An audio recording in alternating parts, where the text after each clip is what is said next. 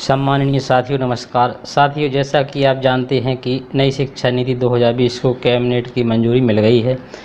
पूर्व इसरो प्रमुख डॉक्टर कस्तूरी रंगन की अध्यक्षता में विशेषज्ञों की एक समिति ने इसका मसौदा तैयार किया था, जिसे 30/7/2020 में कैबिनेट ने मंजूरी दे दी है। 5-3-3-4 के फार्मूले को आगे जानेंगे। इसके पहले यदि आपने इस चैनल पर नए हैं तो चैनल को सब्सक्राइब कर दें और बेल आइकन को ज़रूर दबा दें, जिससे हमारे आने वाले महत्वपूर्ण वीडियो का नोटिफिकेशन आपको मिलता रहे। तो साथियों, चलिए फटाफट जान लेते हैं इसके बारे में। नई शिक्षा नीति में स्कूल शिक्षा से लेकर उच्च शिक्षा तक कई बदलाव किए गए हैं।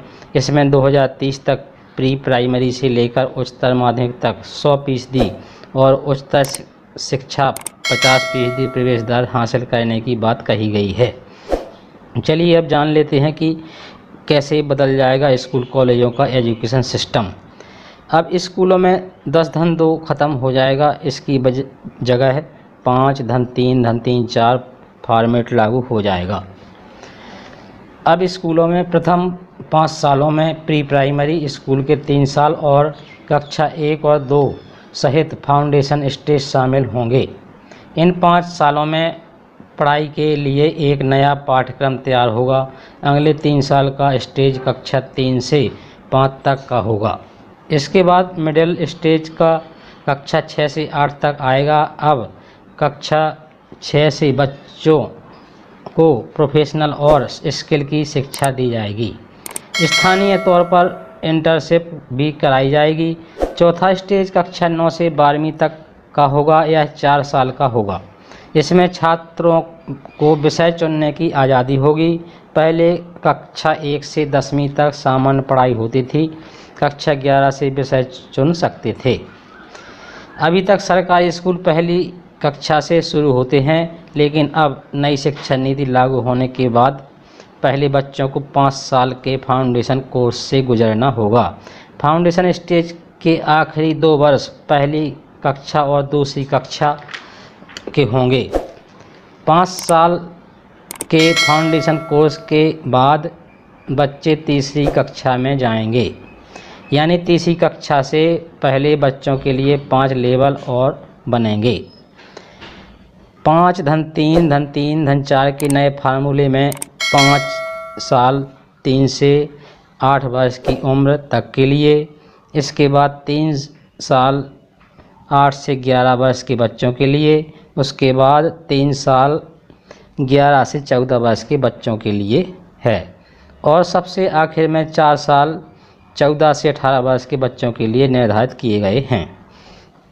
कक्षा 6 से रोजगार परक शिक्षा नई शिक्षा नीति को अंतिम रूप देने के लिए बनाई गई है। समिति का नेतृत्व कर रहे डॉक्टर कस्तूरी रंगन ने कहा है कि अब 6वीं कक्षा से ही बच्चों को प्रोफेशनल और स्किल शिक्षा दी जाएगी।